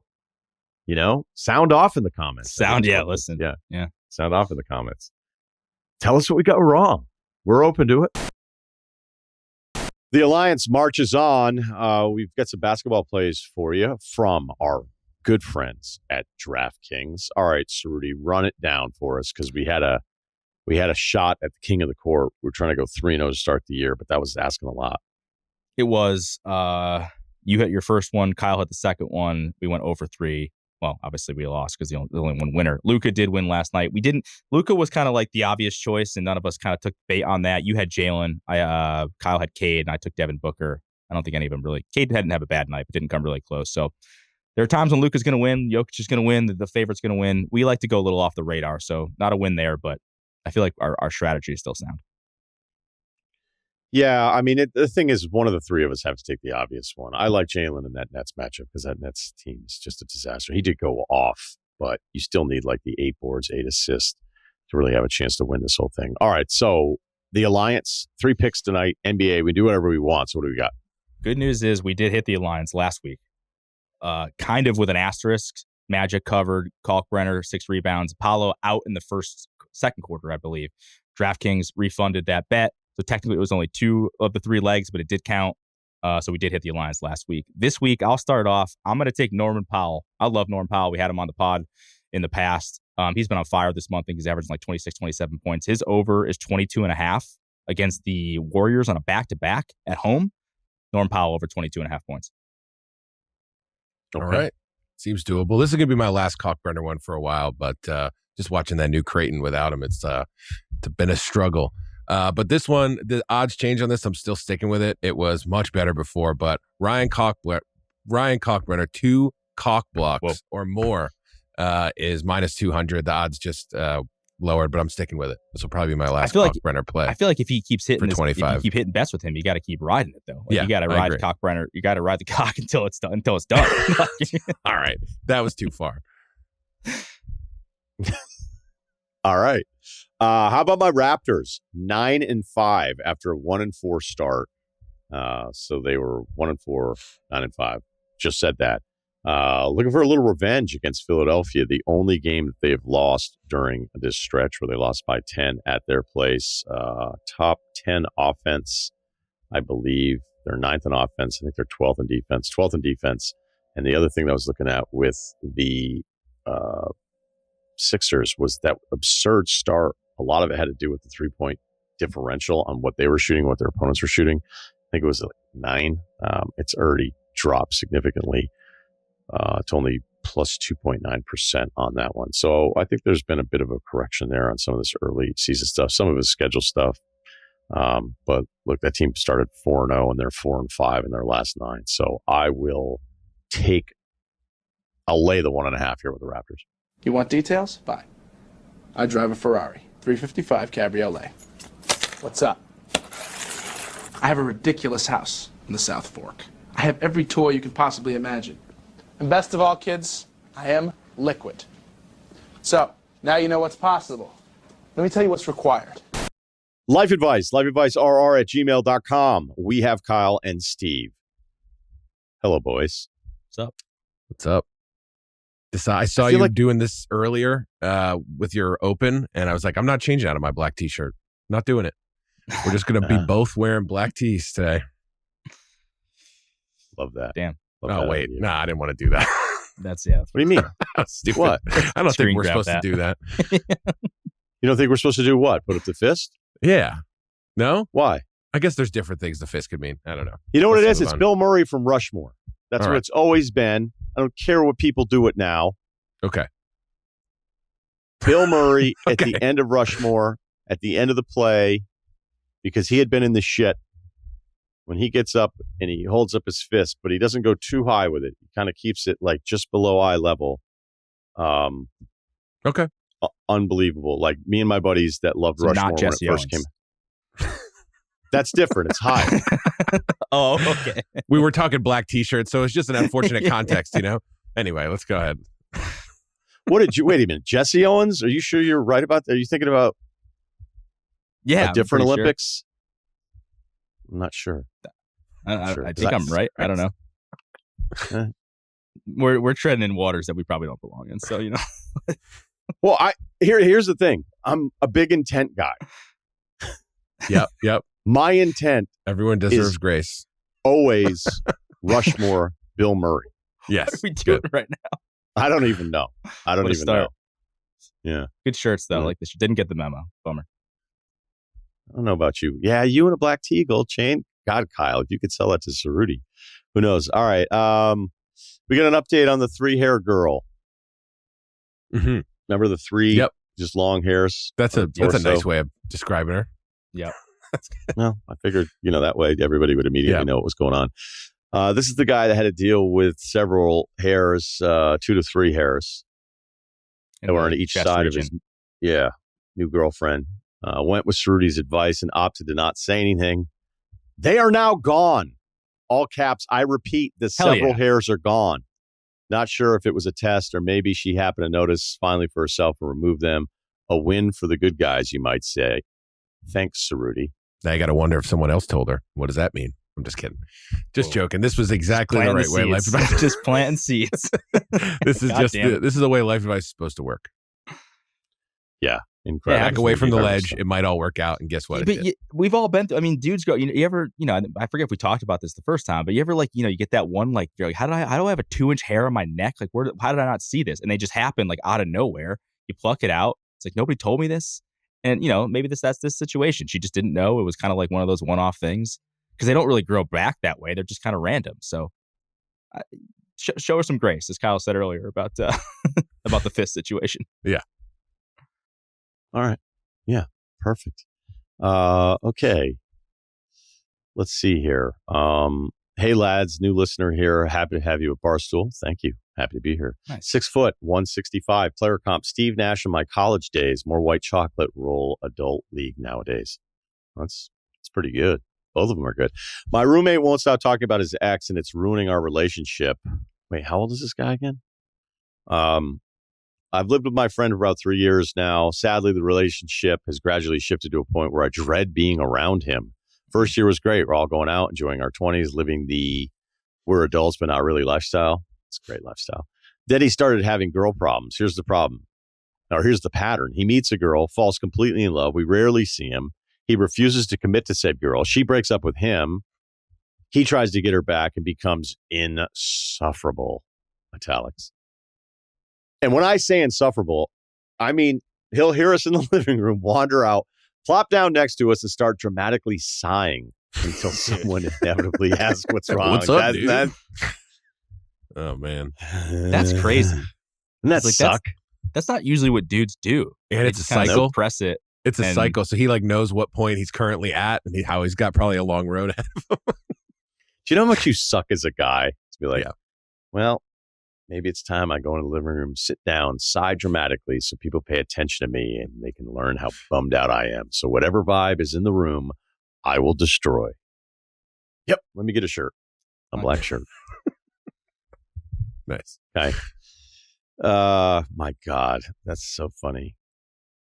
There's it's an hour-long therapy session about how to get her back or half-baked plans to hang out with certain people of hopes of running into her, where we'd always challenge him with, then what?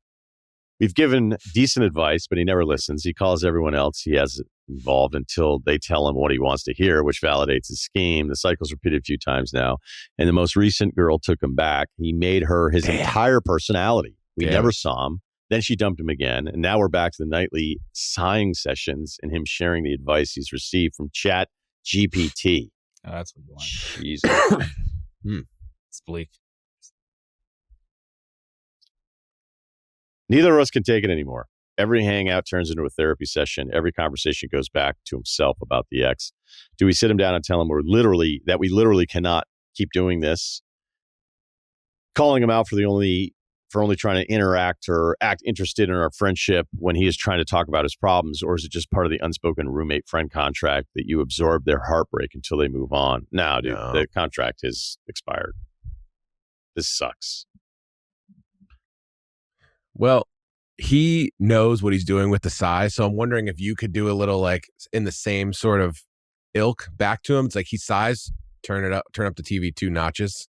You know what I mean? He's already looking for your reaction, so like it's just like that's the reaction to the size. The TV goes up 2 notches. You could also try your sit down like, hey man, it's got to end. You know, from here on out, the reactions will be different. We're basically going to ignore this. You know, it's also the sign of like, this is why dudes start not having roommates. Maybe you're a 1 roommate guy, and then eventually you'll graduate to having no roommates. But yeah, the time for grace is over. It sounds like this is a cycle. You mentioned you know exactly how it goes. Probably know exactly where you are in this go round, and just break the wheel, man. You're not a bad friend. If he's got any other problems, you know, that's fine. But yeah, it's your conscience. Like, you've obviously tried to help. You've been there for him, and it's just too much at this point. I kind of just think you're direct with him, and just you know, I like Kyle's point of like kind of the passive aggressive, just like, you know, pushing his volume, pushing your volume higher so it suppresses whatever his you're volume. doing, yeah. But turn the TV up as soon as he sighs. Yeah, exactly. And every time it goes up another notch. Because he's already looking for your reaction. It's pretty funny. You know he's doing it to get something out of you. So there you go. To show him that there's no more. The store's closed. It's harsh. The emotion store is closed. But I don't know. I feel like it's just like a group intervention, like the way to go, and just saying, hey, dude, like we all like you. We like hanging out with you. And, you know, but like this version of you sucks. And, you know, we don't want to see you like this. So like, what could we do? How could we help? And then you do it one time. And then if it doesn't work, then like you start being the passive aggressive asshole. But like, I think you kind of have to have the one big real intervention, heart to heart, like be real with them, talk, be like, hey man, we're still young. Like this, it sucks that it didn't work out for you. But like, you know, talk about, does he have other things going on for him? Could you join a pickup hoops league? Can you like meet other people? Can you try to go out with him a little bit more? Like maybe, you know, you're on the front foot of trying to like do things that are fun for him so he can meet other people. Cause right now he's probably just in that scene of like, you know, he's in his room, self-pity, thinking about it, doing nothing else. He's got no other hobbies. And then he just comes downstairs to have some sort of like, you know, personal, you know, interaction with somebody, and it's just negative. So I think you have to, if you like this guy enough, take the initiative to make some parts of his life fun. And then if it continues to be like shitty, then like you've done all you can. You just kind of have to cold What about this? Probably break it off. You can convince him that the mission to get her back is going to be 2 full years. So you just get and it's like he's got to do something for 2 years. You're dangling the carrot. It's like you have to be able like, and hopefully you move out by then. Yeah, right. Climb this mountain, like train for this race or something. Maybe there's something you got to convince him that there's something he's got to do that's going to give you a 2-year break while he's just laser focused. If this really is that important to him, that's not real advice. I just thought about it. Figured it was kind of fun. You're going to tell him he sucks and don't feel bad about it because he sucks. You've tried. You've been there. Nothing's gotten through to him. So the direct approach. I had it happen to me once. I didn't like hearing it, but it fixed the problem pretty quickly. Yeah. Like and it's a roommate. It's not a friend having thing. A really close friend or a couple friends go, hey, dude, this thing, what's going on with you? No one likes you right now. We're out, dude. We could not be more out. Yeah. And you could sit there as well. What about when you did this? Or what about when you do that? When it's accurate, I mean, it's one thing to get shit, but when it's like deserved, if you have any sense of like self-awareness, it's not even self-awareness. Like narcissists would just not even understand. They just would be like, why? Wait, there's something, you feel a way about something I do? Why are you on my back, dude? Yeah. What are you talking about? But yeah, it's just time. You'd be doing him a favor by being super direct about him. Now, I do think that this dynamic can sometimes, though, like it's heavily influenced by who's cool and who isn't, right? Because if he's the coolest guy out of the group, he and outside of this, like well, it can't by be. Default, he can't be, right? Like He just can't be. Yeah. Okay, but like when he's at his best, right? Okay. Because trust me, like we understand that dynamic. If the guy is cooler and he's doing something wrong, the guy who's less cool, who's psyched that he's friends with the cool guy, is going to tell the cool guy everything he wants to hear all the time because he does not want to jeopardize the friendship. He didn't care how much this sucks. You know, it's like you would just be, you can't be the less cool guy in the group telling the number one seed of cool that he's a dick. I mean, maybe you can. I feel like I take that role all the time. I just did that last weekend. Had a big problem. Yeah, you're probably the coolest out of the group. No, I'm definitely not. I'm definitely not. Here's the thing, though. I don't. I've seen your group. You're up there.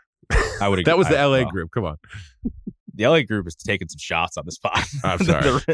They don't listen anyway, so it's fine. The Salt Lake experience was, or the Denver / Salt Lake. Wait, which was the one where the guy fell down the stairs? That was Salt Lake. That was immediately at Salt Lake. That was a tough start. That was night one. Yeah. Denver's when they took over the section that was set aside for my 20 Denver buddies. And my friends rolled in going, I thought we had this whole section. Who are these guys? And I was like, I don't know what's going on. And then luckily the venue was like, hey, I go, my friends don't want to hang out with these guys. Like, I don't know what's going on. And they were like, we don't know what's going on either. They just sort of took over that entire VIP thing that was roped off. And I was like, well, technically they are VIPs. They're here with Kyle. And they were like, we have another section for your group. And as soon as the show was over and I went over to my group couldn't stop. It was great to see everybody. They were there. It was a really good live show, but they were like, what was up with that other crew? What, who are those guys? Are you there with you? Those are your friends in LA? Like those are the guys you hang out with in LA since you moved. I'm like, it's a long story. Anyway, I'm gonna be getting a text later. I can't real wait. quick. Sorry to the guys. We didn't understand you at the time. Yeah, now you're awesome. I'm just gonna say to your point, Ryan, there's no way this guy's cool guy if he is one of those dudes that disappears with a girlfriend. You know, that's not cool. That's not a cool guy move. Not impossible, but percentage wise, yes, I would agree with you. But there's also cool guys maybe he's a unicorn that do this. But yeah. I guess I'm just thinking of like, number one cool, number two cool, number three cool. Number three cool is telling number one, even during the size and all this stuff, like, yeah, man, that sounds like a great idea. Yeah, you should join the gym if that's where she's at or whatever. And then you could like sign up for Pilates. Definitely or create something a secondary like, Facebook account and friend Prester and just, cyber stalker for a little bit. See what's going on. Yeah. No, that's real smart. That'll work. I'd volunteer and post it. I'll take the picture. So, okay. But I don't think our emailer is that guy. I think our emailer is just a frustrated dude that cares about his friend a little bit, but it's time. And every day that you don't tell him that he sucks is actually hurting him. So yeah, I mean, a lot of this stuff can be pretty simple, like indirect. They just talk to him, talk it out the whole time. But like, think about the emotional tax that you've paid. You've put your money in, you put your time in here, and it's time to stop paying. Agreed. All right. Wait, how old were they? Did we ever figure that out? I forgot. I kind of black out for the first 2 seconds of the email. Because if you're in your early to mid 20s, dude. Yeah. Hey, we're 38. Imagine if he was like, I'm 38, my roommate's 37. Cost of living in New York's crazy. This doesn't happen a lot in your 30s, gang. Late 30s. Let's say late 30s. All right. This is a unique one.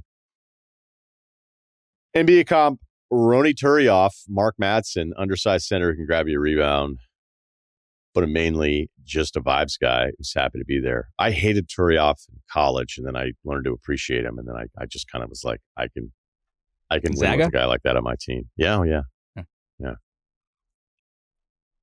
My father-in-law was a starting pitcher in Major League Baseball in the 80s and is a rough hang to watch baseball games with. All right. Don't reveal his identity. I will not. Right. It's not Rob Dibble. He hates everything about the modern game, from the pitch clock to the ghost runners to home run and hit celebrations. Yeah, look, old school baseball guys really don't like the celebrations. I don't know when it became cool to just absolutely motherfuck everybody you strike out. I'm on record. Every time the Louisville kid clip comes up, I hate it. Like, everyone loves it. I'm like, why? Why do you love this?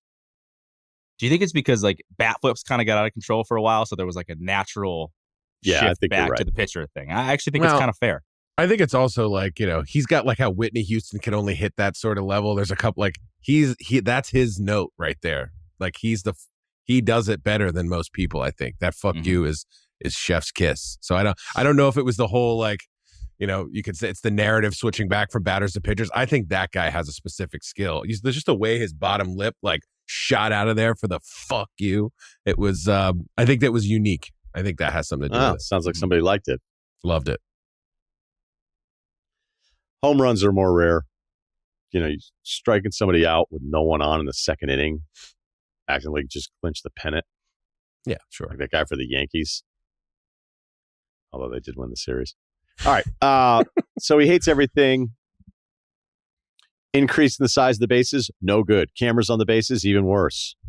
Come on, dude. Cameras on the bases, like he just hates everything. During the past postseason, we were watching games. He threw an absolute fit about a player's ability to wear whatever color cleats and gloves they choose. And aside, I think the neon mouthpieces look stupid in college football. I was watching Ohio State. I think it was the Minnesota game. It was the night game. They were coming out of the tunnel. That incredible Ohio State uniform. And then a guy has like 2 neon pink mouthpieces hanging. I don't understand the 2 mouthpieces. But I just don't think those mouthpieces look good with the classic college football uniforms. But that's not the point here. What else doesn't he like? He doesn't like the cleats. He said, just stick to black and white and be done with it. He even calls out balls and strikes. He'll disagree with them that were clearly called correctly based on us being able to see the strike zone square live in every pitch on television. I'm not saying all his takes are bad, but they're all negative. And he essentially thinks nothing about baseball was worthy or modernizing since his time in the game, which was 40 years ago, before I was even born. What's that? Shocker. Come on. Anybody who talks about basketball, football, it's all worse now. It's just what everyone says. Yeah. You should ask this guy if he's subscribed to the Gilbert Arenas podcast or something.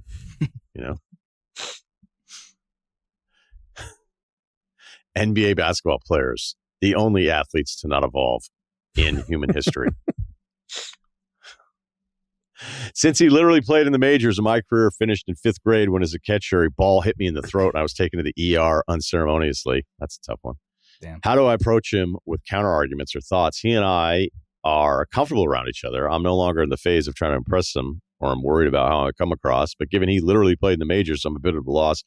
At a loss how to approach this conversation with him. Am I allowed to vocally disagree? I think his takes are insane, but maybe they aren't. For context, I'm a huge baseball fan who travels every season for games, both regular season and playoffs. Baseball is my favorite sport. I'm passionate about watching games and being a fan. Thank you guys. You guys rock. Wow. That was super nice. I think Ryan's going to have the best answer here, so I'd rather hear. My question would just be really quickly, are you just looking to stir shit up? Do you want to pick a fight with this guy? It sounds like it, but he loves baseball this much that it bothers him hearing this stuff spouted off next to him on the couch. Like somebody like me would probably be able to turn that part of my brain off. I think he's so engaged in baseball. He sounds like a top 5% baseball fan, which, it just sounds like he can't abide this.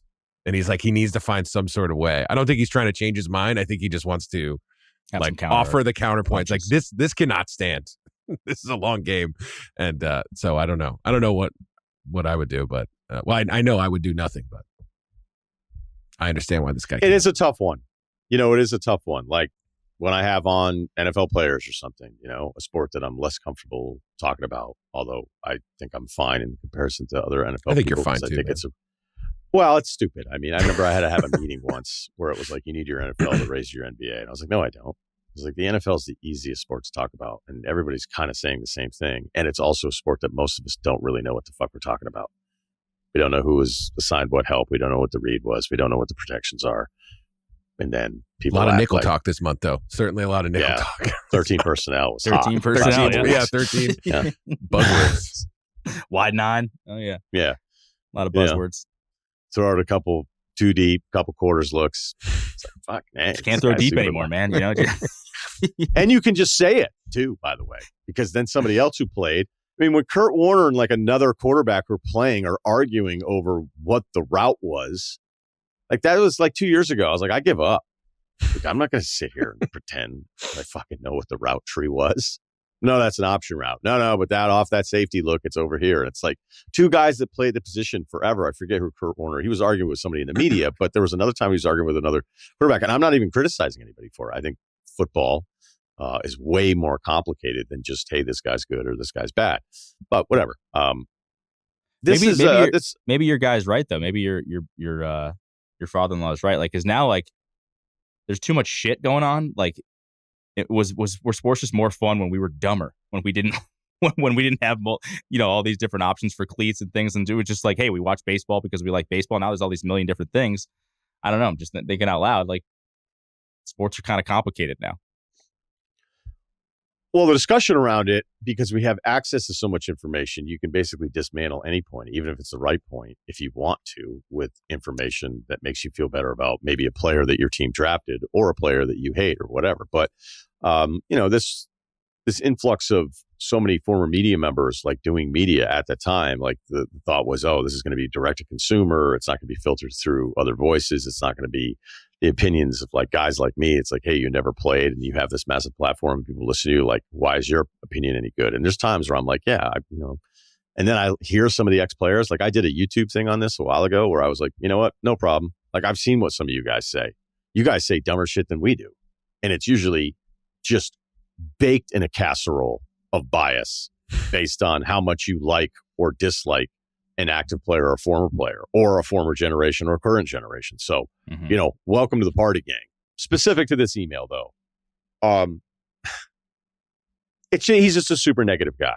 The cameras on the bases, who gives a shit? Like there's a line.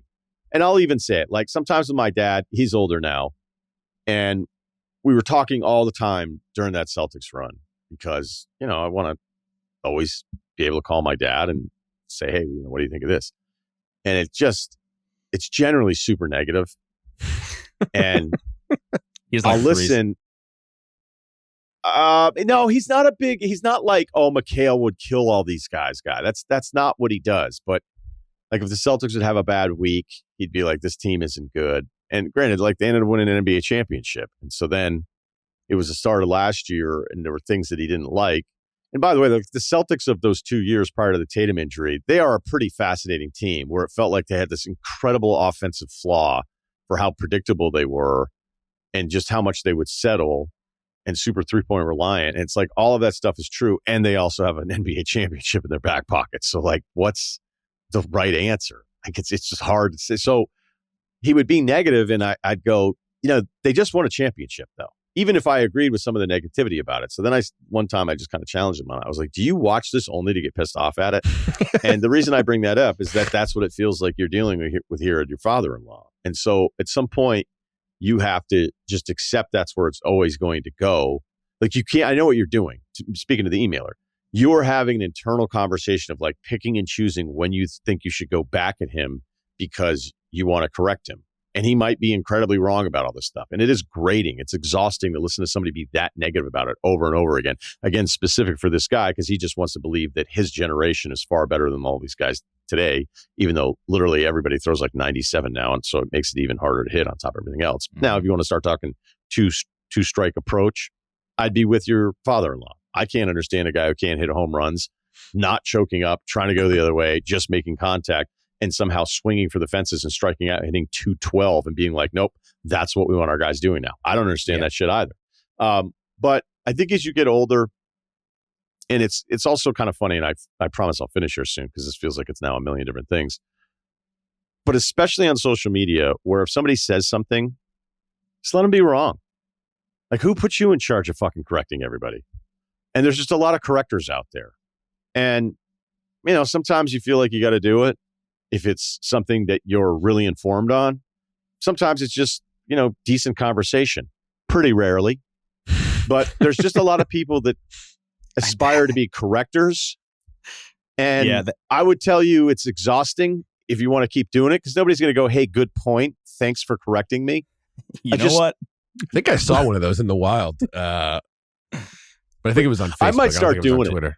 So all the listeners are in on it. I might just like only a couple days a week when somebody just comes at me for something, be like, great point. Hadn't really thought about your perspective. I've changed my mind. Yeah. Yeah, I look forward to that. I've thought about this a lot. Like back in the day, like your uncle could just be an idiot on Thanksgiving, and it's just like it doesn't really go anywhere. And now your uncle gets blasted to like however many people he's friends with on Facebook, and it's like, wait, the world was just a smaller place, and now everything is kind of under a microscope, which is kind of weird.